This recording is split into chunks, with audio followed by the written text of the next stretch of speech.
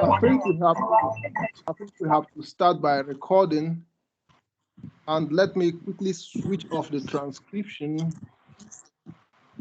Normally, these transcriptions are not accurate. They sometimes provide the wrong words. So now we are on record, and then I could share my screen so we have a look at the course outline.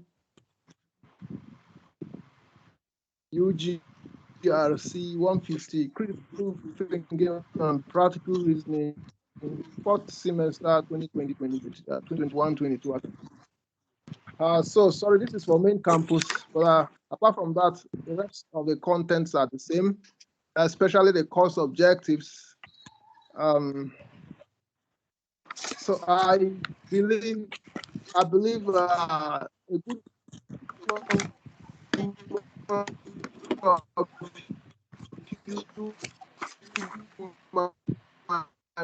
have had a glance. Doc, can you kindly position yourself well?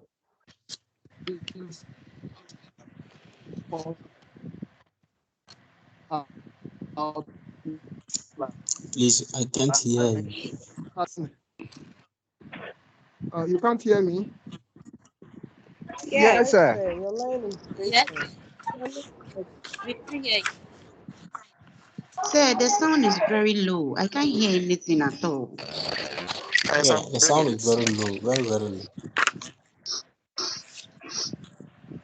Yeah, that is why I wanted to find out if you can hear me before we started. Now you are now audible.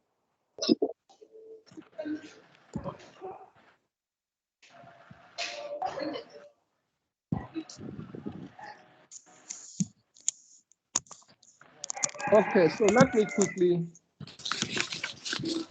me take some time off, and I think I have to pause the recording so that I can switch from one provider to the other. Since my microphone is at the highest volume, then it seems there is an internet problem.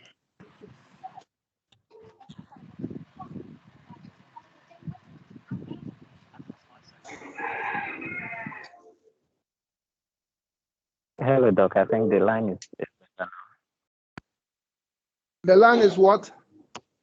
Sir, it's okay now. We can hear you now. It's okay. So you can go ahead, sir. We can hear you now. I'm not Sir, so the sure sound of is that very low because, at my end. And I think you should check it at your end. yeah, so Turn your speaker on, what? so are you saying some Please check people your volume, man. Check your are you volume. saying Miss people are hearing me loudly and some Yeah, we can hear you. Yes, sir. Yes, please. Yes, please. Yeah, I can hear you. That's it.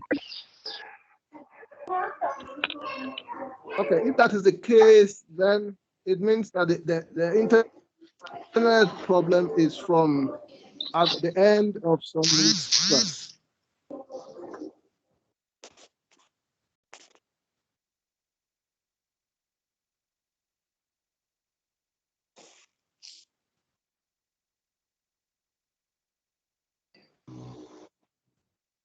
Okay. So let me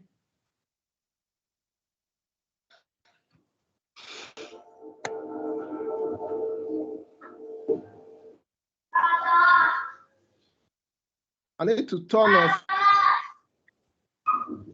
all the microphones. Yeah, so I've muted everyone, and I need to go back to the course outline so you can see the course description. Critical thinking is the careful of whether we should accept, reject, or suspend judgment about a claim, and of the degree of confidence, which is suggesting that critical thinking deals with the business of making claims and then the technicalities of accepting and rejecting claims.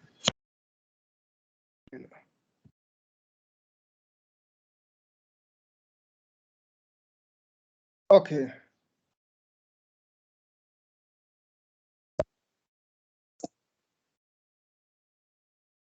Critical thinking operates according to rational standards, means that beliefs and claims are evaluated by how well they are supported by reasons.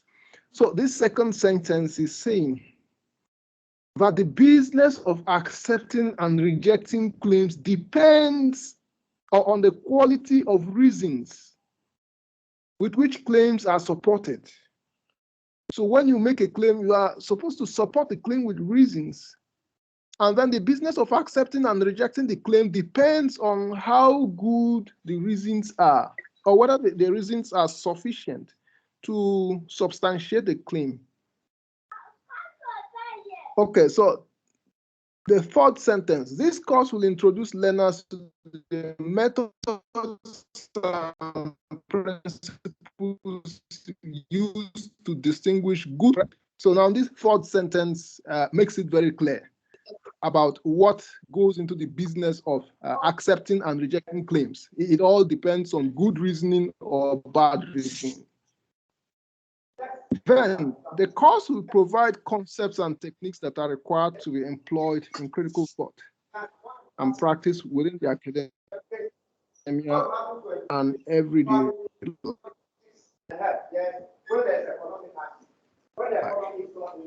So in this course, we're going to see some of the concepts and techniques. Oh, let me mute one again. All right, so the course goal is to teach and learn conceptual clarity, effective speaking, and sound reasoning. So just the three things: conceptual clarity, effective speaking, and sound reasoning. You can see that the three ideas are related. I mean, sound reasoning and conceptual clarity are very crucial to effective speaking and even its effective writing. So you can immediately see what this course is all about. And under normal circumstances, you should be excited to undergo a course like this. Then the course objectives are to practice clarity and techniques for improving concision. So you can see some of the concepts, the central concepts that are emerging in this course outline. Clarity, techniques for improving concision in the use of language, to define different modes of reasoning and argumentation, to identify certain principles of reasoning and their application to everyday issues.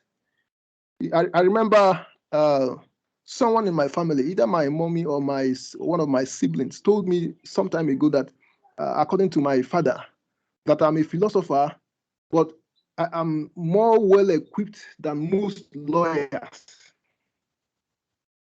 He said that. And then secondly, I've had to hire lawyers in about two different cases. I've had to hire lawyers. And normally when you hire a lawyer, the lawyer will expect you to submit your arguments and then they will work on them. And that exchange made me remember what someone said about what my father said. You see. So it's a very important course. It sharpens your ability to make arguments. It makes you a professional argumentator. You learn all the tools that go into arguments. In law, you learn about the law, how to apply the law and those things. But I think even in the law profession, you need to be trained to be a good argumentator.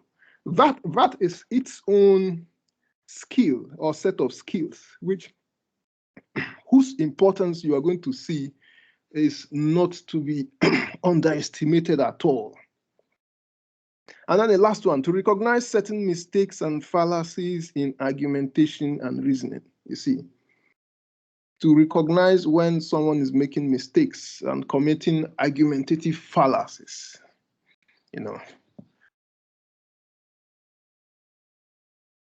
So these little things we've seen are enough. You can read the rest of the course outline to get more information about the course. I think the rest of the things are just concerned with, let's look at assessments and grading. All assessments, continuous and final, we done online on Sakai. And then there shall be 2 off-site continuous assessment tests that will amount to 20% of. You can read this later.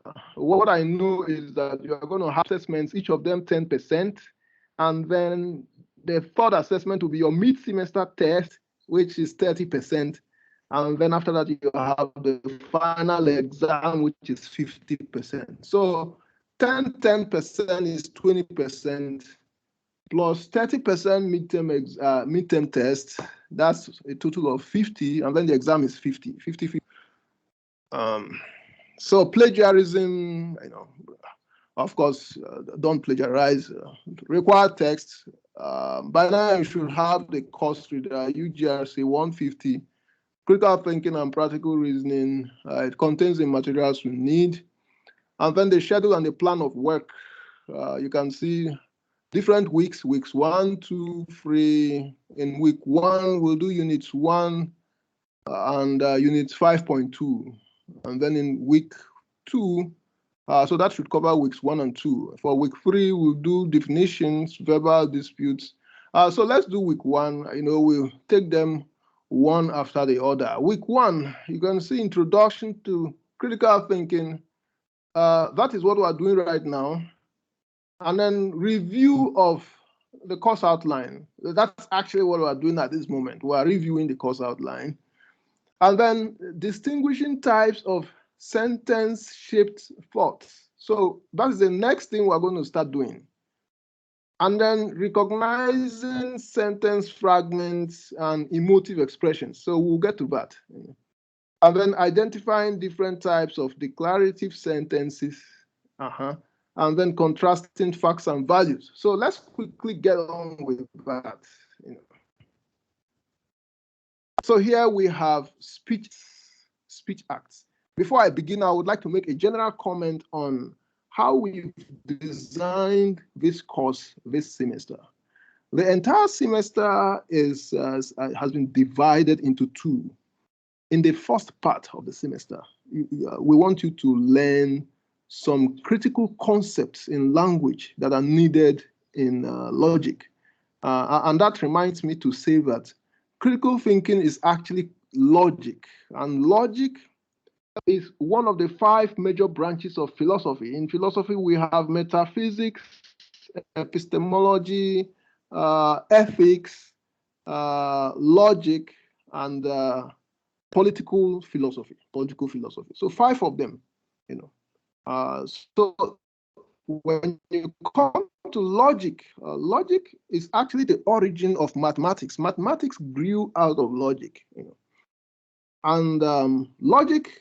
Most of the things we're going to do are actually in logic, but we've retitled it to read as critical thinking and practical reasoning in modern times because we've redesigned it in order to tackle practical challenges. We've transformed it from a purely theoretical course to a course that actually helps you every day. So that's why we now call it critical thinking.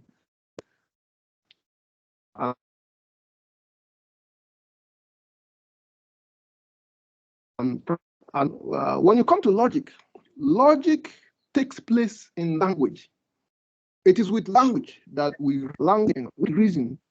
And since we use language for reasoning, we need to be clear about the language tools we are using. I mean, we need to be very accurate in our use of language. And that is why we have designed the first part of the semester, the first half, to train you or to train us in some language concepts that are very important. in doing logic, and we start with the very first introduction to language, which is speech acts. So that brings me back to speech acts. So today we're looking at speech acts. So my name is Dr. Emmanuel Ani, Department of Philosophy and Classics, University of Ghana. Yes. So speech act. What is speech act? A speech act is an utterance that performs a certain function in language and communication. An utterance that performs a certain function in language and communication. We perform speech acts when we ask questions, make a request, assert a proposition, make judgment.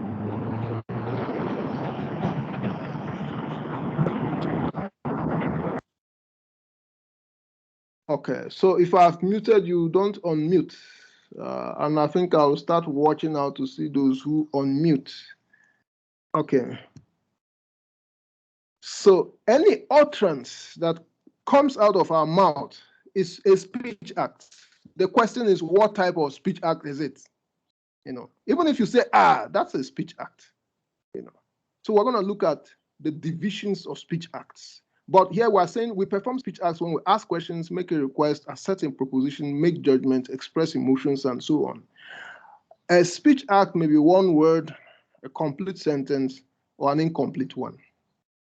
Okay. So types of speech acts. First of all, we have the interrogative sentence. Interrogative sentences are what we normally call questions. They end in question mark. The purpose of interrogative sentences is to solicit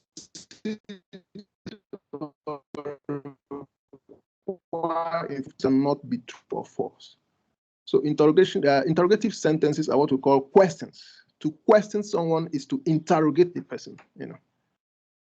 So example 1, do you have the keys to the door? How are you doing this morning? What is your name? Say an interrogative. Then we have imperative sentences or imperatives. Imperatives are sentences spoken to require someone to do something or undertake certain actions. Sentences spoken to require someone to do something or undertake certain actions. So when we want people to do something for us, we imperatives. Afrakoma, will you put off your mic? Afrakoma. Okay. Wow. I know what you did. I love you. Wow. Someone else.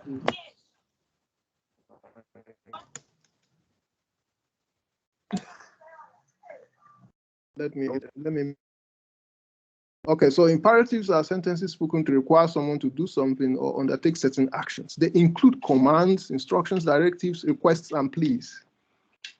So you can see that there are various kinds of imperatives. Some of them are soft imperatives, some of them are hard imperatives. The soft imperatives will include the requests, the pleas, the supplications, the entreaties. But the hard imperatives will include the commands, the directives, the instructions, So they vary according to their tone. So a command is used to offer authoritative or dictatorial order for something to be done. An instruction is a direction or order used to guide someone to do something. A directive is an authoritative order used to establish a policy, assign responsibilities, define a set of objectives, and delegate authority to someone to do something. A request is an act of asking politely or formally for something to be done. A plea is a supplication for a certain action or decision to be taken. So these are some of the examples of hard and soft imperatives. Examples of imperatives: clear this desk by tomorrow. Please water the plant. Drive to the junction and turn right. Do not turn over the next page until you are told to do so. Answer only one question from this section. Slow down, men at work. Please tie my shoes. open your mouth. So you can see different types of imperatives, both the hard and the soft. Then we have declarative sentences. So we've just finished looking at interrogatives and imperatives. Now, in contrast to interrogatives, which are spoken to solicit information, or imperatives, which are spoken to get someone to do something, declaratives are spoken to convey information, sentences that convey information. They can therefore be true or false. So it is only sentences that convey information that can be deemed to be true or false. Declarative sentences are spoken to make a statement. So declarative sentences are also called statements. The end in a period, which is full stop. And logic, declarative sentences are called propositions. Of course, imperatives end in period. The only ones that don't end in period are the interrogatives. So the declaratives are called propositions. They include the following: factual statements, value statements, definitions, and arguments. So we have 4 kinds of declaratives or propositions. We have factual statements, value statements, definitions, and arguments. So let's look at the types. We have the factual statements. A factual statement or a statement of fact is an expression that conveys information about the state of affairs in the external world. Sentences that convey information about the state of affairs in the external world. So the statement is true if it conveys accurate information about facts, and then false if the factual information is inaccurate. So we determine whether factual statements are true or false through verification. So they are the kind of statements that are evaluated by verification. When you make a factual statement, the only way to know if it is true or false is verify, because it's a statement about facts. Example: grass is green, snow is white. That man is the current provost of the College of Arts and Culture. So that's for factual statements or statements about facts. Then we have the definitions. The definitions are sentences spoken to convey information about the meaning of a word or words. So the function of definitions is to provide information about meaning. And the examples include the following: a lion is a large carnivorous feline mammal of Africa and Northwest India, having a short stony coat, a tufted tail, and in the male, a heavy mane around the neck and shoulders. So this sentence is a definition because it provides you with information about what a lion means. And the second one, example: a bird is a piece of furniture within which a person sleeps, rests, or stays when not well. So that's information about what a bird means. So these are examples of definitions. Then we have value statements. Value judgment or statement is a claim about something's moral, practical, or aesthetic value or suitability. So value statements are statements about values, and there are different kinds of values. We have moral values. We have practical values or values of practicality. And then we have aesthetic values, values of beauty or ugliness.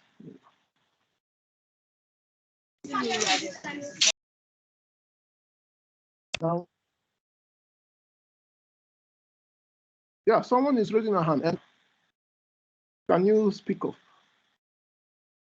You can unmute yourself and then ask your questions. Hello, sir. Good afternoon. Yeah, good afternoon. Please, it seems you are moving a bit faster. Please, can you slow down a bit? And I think the network too is very bad. So that is why I was asking whether the network has any problems. So I think it's from her side. That okay. So what happens is that yes, Christine Adu. I'm learning. Keep quiet. Yes, sir. Sir, it's like the network is not good at all. But some people are saying the network is good. So who are we gonna believe? It's making your voice not to come out. From my side, Just it's like clear. same here. Yeah, so Ibrahim. Yeah, the girl is right. I think the voice is clear enough. It's just I'm the voice is even clear enough. Just that the speed is too much. That's all. It's just the speed that's the problem. They what? They feed. No, I'm saying that your voice is loud and clear from my end, but the speed, it's like you running too fast. That's my problem. But we are catching up in a way. Okay. All right. So let's. Okay. So let's continue from. Let's proceed at a much slower speed. So we were saying that value statements or value judgment is a claim about something's value, and we have different types of values. We have moral values, and we have practical values, and then we have aesthetic values. So we'll come back to these types of values. But the second sentence, value judgments do not describe the world like factual statements do. So value judgments are not supposed to describe the world. It is factual statements that describe the world. Rather, value judgments prescribe certain attitudes and behaviors towards the world. So the function of value judgments or value statements is to prescribe rather than describe. They are concerned with prescribing how the world ought to be rather than describe how the world actually is. So if you make that distinction, then you have seen the difference between factual statements and value statements. So factual statements describe the world as it is, but value statements prescribe how the world should be, or should not be. Now, the following expressions involve value claims. So these are examples of value statements or value judgments. That is right. That is wrong. Michael is a good man. Jezebel has no conscience. So these are examples of value judgments or value statements. You can see that they somehow pass judgments. That's why we call them judgments, value judgments. They involve judging. You see, that is right. It's a judgment. That is wrong. It's a judgment. Michael is a good man. It's a judgment. Jezebel has no conscience. It's a judgment. So that distinguishes them from factual statements. Then we have two types of value judgments. Two types. We have moral and non-moral value judgments. The moral value judgments are claims about something's moral suitability or otherwise.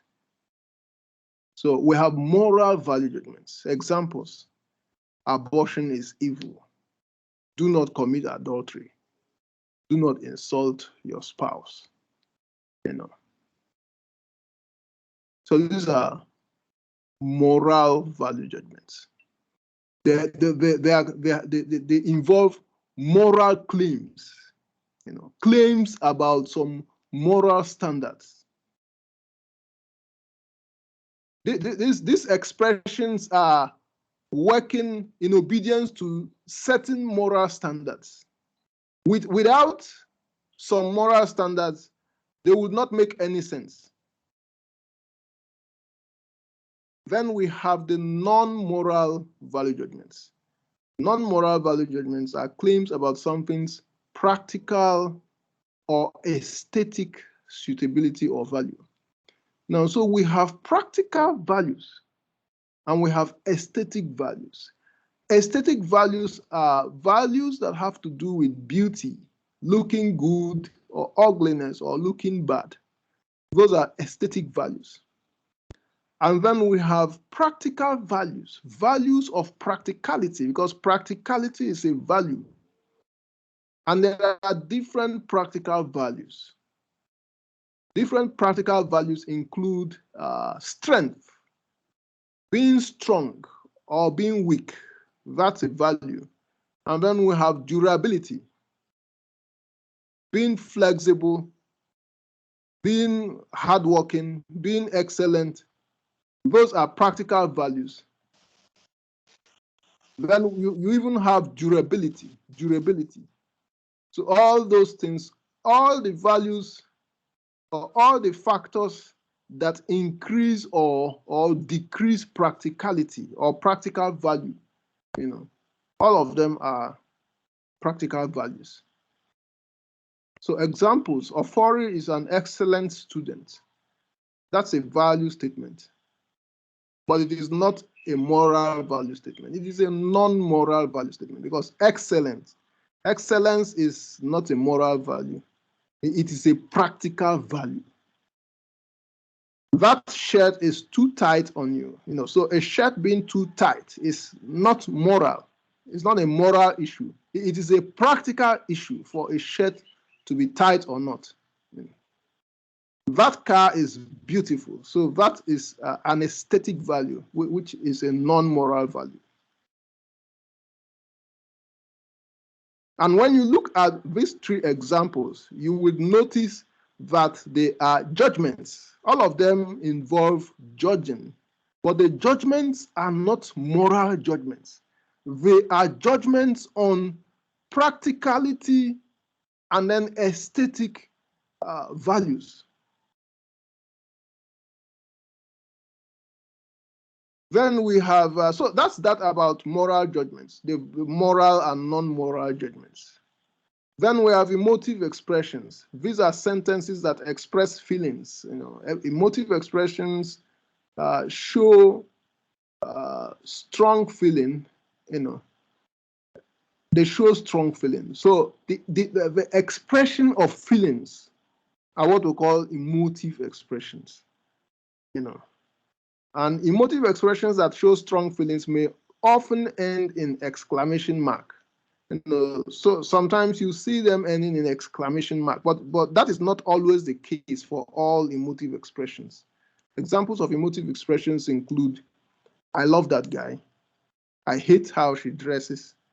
We hope you win the tournament. And even hallelujah. So these are emotive expressions. When you say, I love that guy, that's an emotive expression. It's an expression of emotion. I hate how she dresses. That's an expression of an emotion. We hope you win the tournament. Hoping is an emotion, the emotion of hope, which is highly valued by the Catholic Church, and some other religious organizations, and even some psychological principles. Okay. And then we have hallelujah. Hallelujah is an expression of emotion. All right. Then sentence fragments. Sentence fragments are incomplete sentences lacking either noun or verb. Incomplete sentences lacking either noun or verb. Sometimes sentence fragments act as signposts to show direction or to advertise a product. Examples of sentence fragments include the following. Desmond for Parliament. That is a political slogan. You can see it lacks a verb. Then we have yam with sauce. Yam with sauce. That is something you can see in front of a restaurant or an eating house. And then your dream house. That sounds like an advertisement, So that's about sentence fragments. sentence fragments are incomplete sentences that lack either noun or verb. Okay. Wisdom is raising his hand. Wisdom, can you speak up? Good afternoon, sir. Yeah, good afternoon. You said something about value judgment, judgmental. Value judgment, the moral and the non-moral value judgment. But please, if you say, okay, fine, that shirt is tight on you, because in our church we don't wear something like that. Will you say because of the conjunction over there, you say it's a moral judgment, something like that? The conjunction, what kind of conjunction is that? Because, or the reason why it is, I don't know how to put it. The reason why it is not, the reason why, okay, let me put it again. The shirt is tight on you because in our church we don't wear that type of shirt. Will you say it's moral or value judgment? No, well, what you have added to the sentence turns it into another sentence. So when you make that addition to the sentence, then you can look at it. You can look at the sentence again. So when you say it is because it is disapproved by a church. Yes, please. So that can make it a moral value judgment. But if it does not involve the disapproval of a church, then it's a non-moral value judgment. Okay. And when you mention tight, you didn't mention too tight. You just mentioned tight. So if it is that the shirt is too tight on you, then the tightness might be to an extent that it prevents you from performing certain actions which you should perform if you are wearing a shirt. Okay. So, and that is a limitation of your practical effectiveness. Yes. And even if it does not limit your practical effectiveness, it might be limiting your comfort. And comfort is of a practical value, because comfort has to do with the amount of pleasure and relaxation you are getting at a moment. Yes, please. Yeah. So, who else raised his hand? Thank you very much, sir. You're welcome. Ibrahim, you have not brought down your hand unless you had another question. Then the next question, yes. Sir. Okay, please, due to the network, I didn't hear about the emotive expressions and the sentence fragments. And my second question, are you a Nigerian? Yes, I'm a Nigerian. Okay. You mentioned emotive expression and sentence fragment. Yes, please. So what are you asking about them? I said due to the network, I didn't hear anything about it. Okay, then that means you are definitely gonna watch the video. Okay. Yes, you would watch it. In any case, the video is normally uploaded on your Sakai site, and it can even be sent to your WhatsApp group, so that you can relax with it in your spare time. Okay. You know that is one of that is one of the gifts of the coronavirus. Sure. It has that is it has it has made us more aware of some of these advantages. So, Emmanuel. Good afternoon, sir. Good afternoon. Sir, based on what my brother earlier said about the value sentence, the moral value fragment. Yeah. So please, are you saying that so all moral value that has been accepted as wrong and bad in our society is a moral values fragment? Moral value fragment? Fragment doesn't come into it because fragments, sentence fragments constitute a different matter. Supposed to be moral value judgment. Yes. Moral value judgment. Yes, sorry, not fragment. Yes. I was saying that the moral value judgment is it like all the that the moral value that our society, whether good or bad, is the moral value judgment. Yes, there are judgments that appeal to moral standards that a society has enunciated. Oh, okay. So according to my brother, he said when the shirt is too tight on you because you are in church. So because the society where the person find him or herself in the society, that's where it tends to be moral value judgment or what? Yes, it is because of the context of that church. Thank you very much.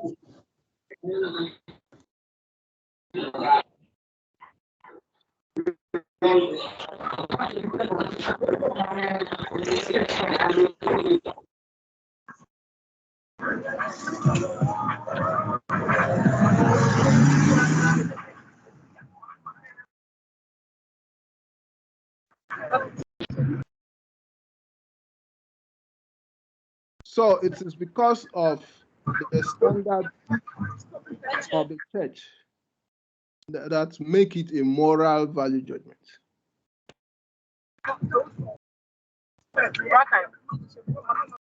Oh, okay. So if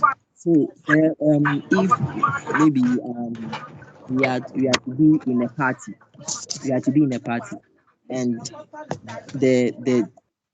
the moral value judgment there isn't as in where the occasion matches.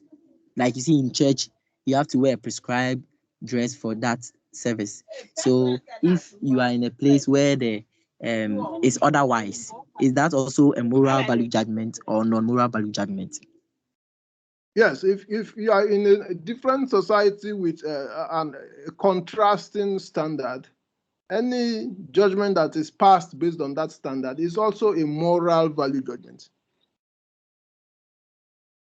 No, okay. Thank you. Yes. Not all standards. It is not a must that standards must agree with one another. Eunice. Yes. Hello, sir. Yes.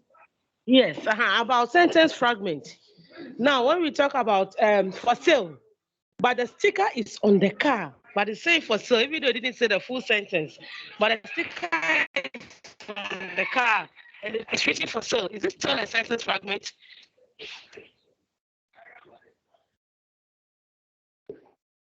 Does it include a verb?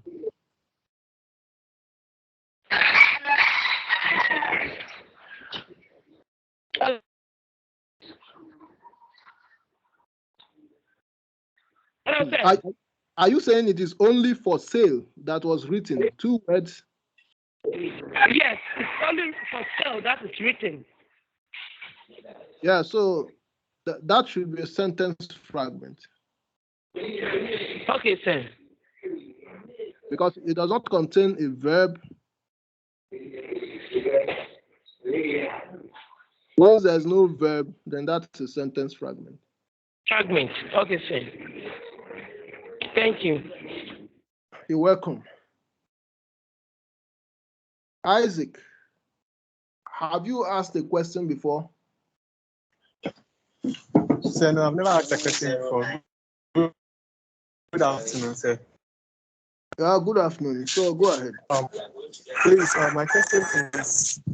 my question is based on moral and immoral value. On the moral value, on the act of human beings, like what we do, and then immoral is like what is. It appears there is no sound. There's a lot of noise. So wait, let us mute all the participants. Okay, go ahead.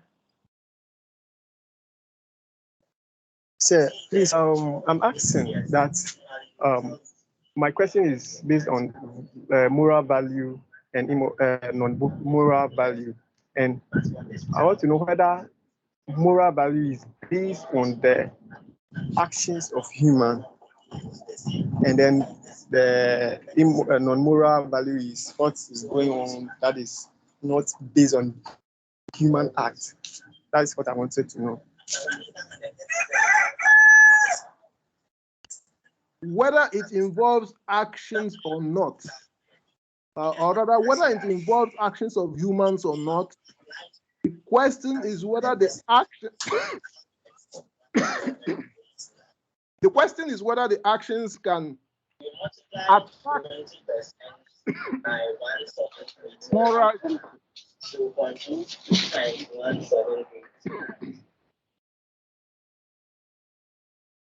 So there are also non-moral actions.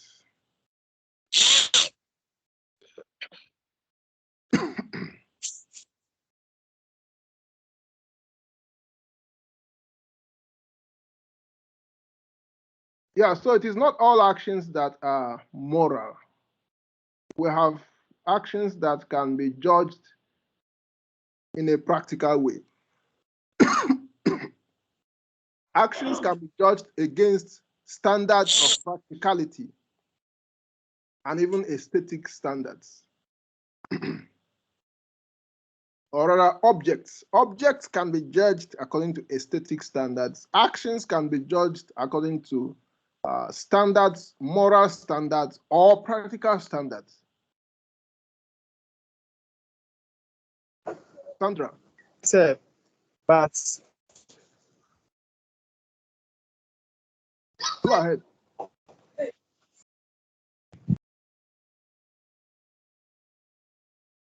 Continue.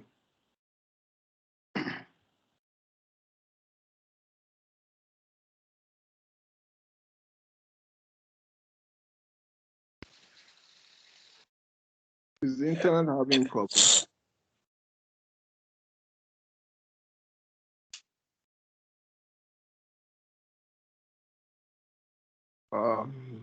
Did we lose him?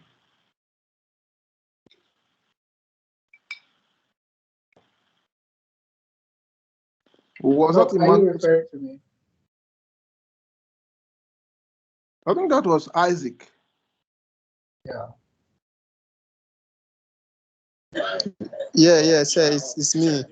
So one gave me objective sometime It's me. You were saying something. You were saying something about objects, and then I'm finding it difficult to understand that side. Please. Yes, so I was saying that objects can attract aesthetic judgments, judgments of beauty or ugliness. Objects can attract judgments of beauty or ugliness. And then actions can attract practicality or moral judgments.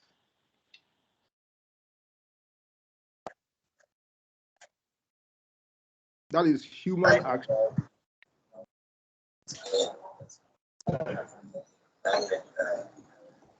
Okay, so yes, that is child benefit. I see. Okay, so Emmanuel. Sir, please, I want to ask a question about the definitions. Yes. So with the definitions, you see, it talks about, it conveys the correct meaning of a word, isn't it, sir? Yes, yes.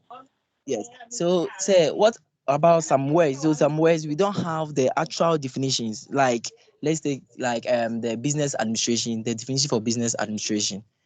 So the definition for public administration, rather. Sorry. You see, when you read it, it does not have an actual worldwide definition. It's also that one considered as definition. That's a word that does not have a worldwide definition. It's also considered as definition.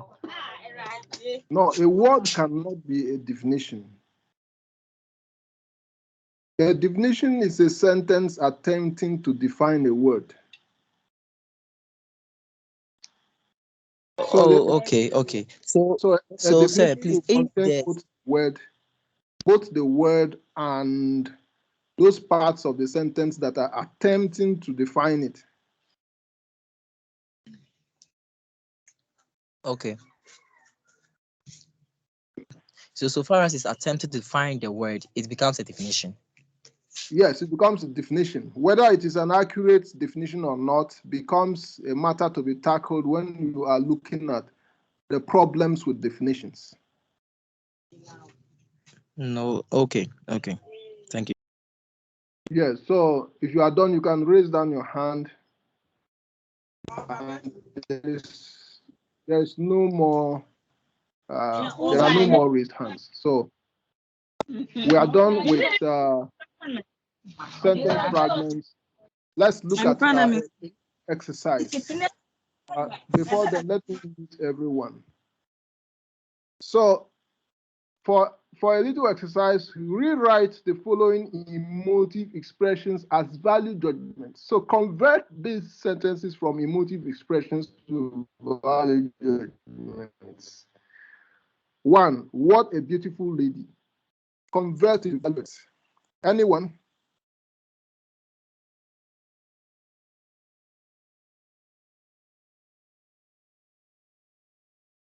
Oral judgment. Can anyone convert what a beautiful lady to a value judgment? Come again. Christine. The lady is very beautiful. The lady is beautiful. The lady is beautiful. Yes, you added very, which is not part of the original material. Said the lady is beautiful. Oh, I good. said the lady is beautiful. Good. And then the second one, how kind he is. Convert. He is very kind. He's kind. He is kind. He is kind. He is kind. Good. The word very did not belong to the original material, so you wouldn't add that. And then the third one, what an extremely delightful journey. Convert to The journey is extremely delightful. Delightful. good. The journey is extremely delightful. All right. So rewrite the imperative sentences below as interrogative sentences. So we convert imperatives to interrogatives. 1, shut up your mouth. It's an imperative. Convert it to an interrogative. Will you shut up your mouth? Good. The second one, speak loud. Speak loud. Convert interrogative. Can you speak loudly? Can you speak loudly or will you speak loudly? Each of Yeah, them will is. you? Yeah. Okay. And then get up quickly Can and you? read your books. Get up quickly and read your books. Will you get up quickly and read your And read books? your book. Okay. Will you get up That's quickly good. and read your book? So you just add will you at the beginning of the sentence, and then you change the full stop to a question mark. That's all.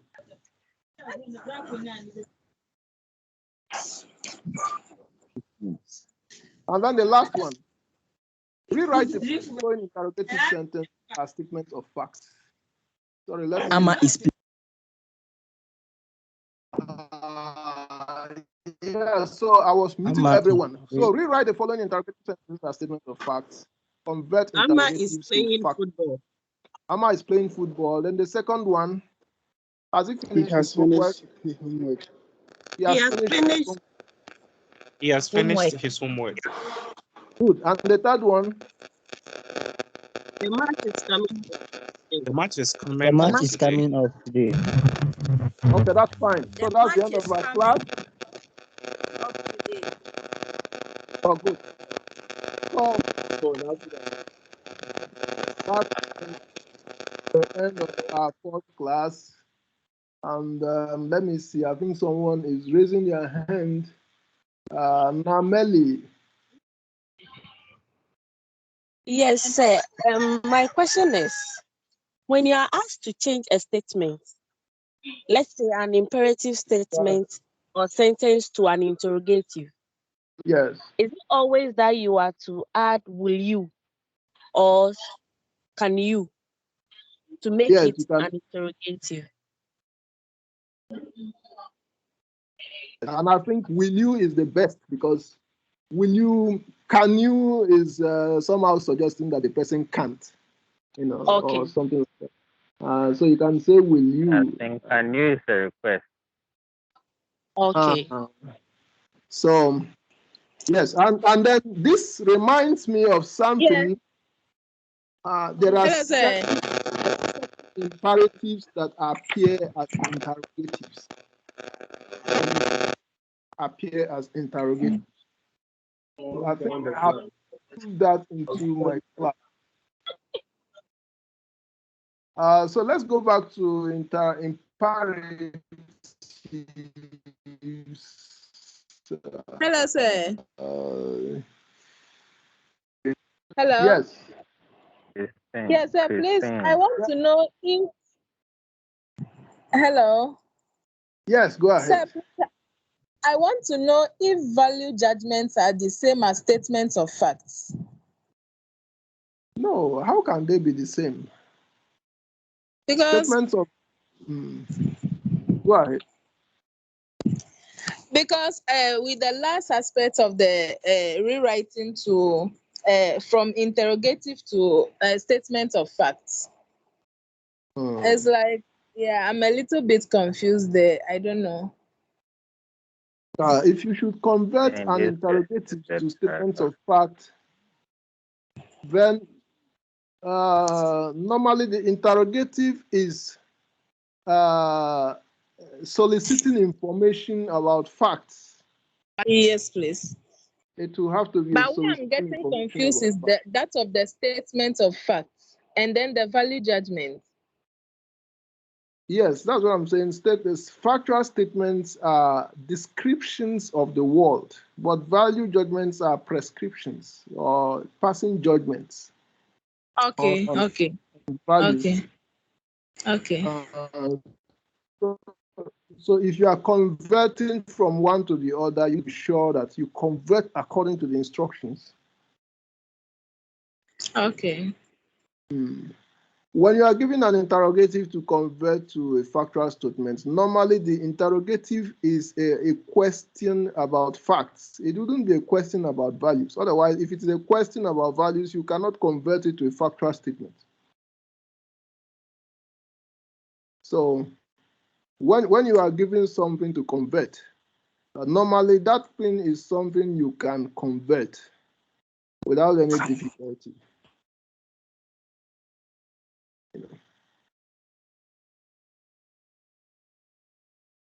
If an examiner says convert is Accra the capital of Ghana to a factual statement, I would just say Accra is the capital of Ghana. That's a factual statement. Yes. If I'm told to convert is Michael a good man into a factual statement, I would not be able to convert it to a factual statement because Michael is a good man is not a factual statement.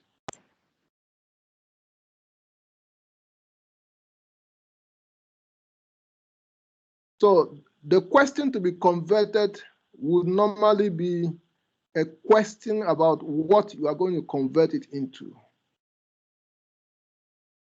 It wouldn't be a question, it wouldn't be an interrogative you cannot convert to what is demanded.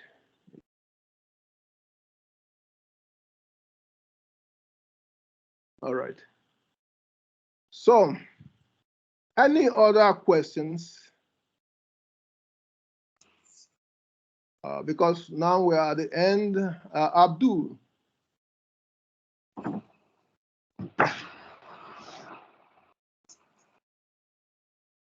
Yeah, Abdul, unmute yourself and then ask your question.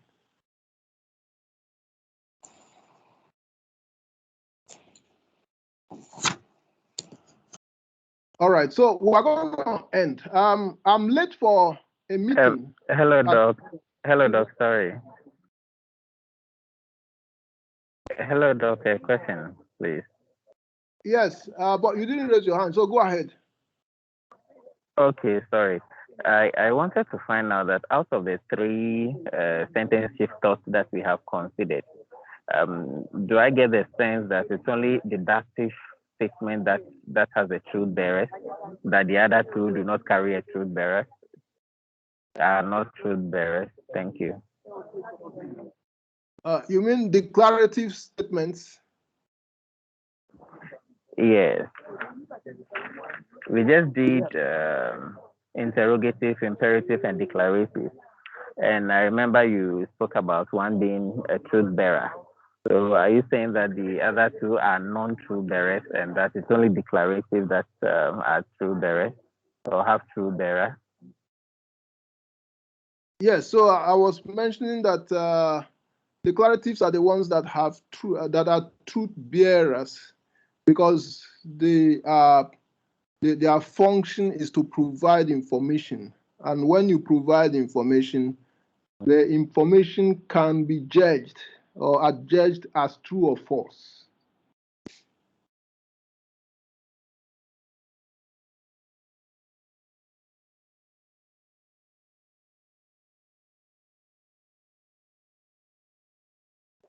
All right, thank you, Doc. Yeah, so so I have to end because I have to rush last question. Okay, sir. Sir, please, just a minute before you rush away. Please, can you leave your contacts for us? What do you want to use it for? 054 34 34 99 99 48 48 and then 0. Yeah. So 054. Yes. 34. Yes. 99. Yes. 48. Yes. And okay. 0. And 0. Yes, there is a 0 after the 8. 480. The last number. Yes. Okay, 2, 4, 6. It's okay. Okay, sir. Okay. Yeah. Thank you so much. Don't sir. call Doc in the evening. Don't worry him. All right. So I'm gonna see you guys. I'm gonna see you guys next Sunday by 1:30 p.m. And then I'm gonna Yes, guys. So Okay, sir. pleasant weekend, all of It's you. against this ethics. So Thank you so much, sir. You're welcome. Please, Thank you.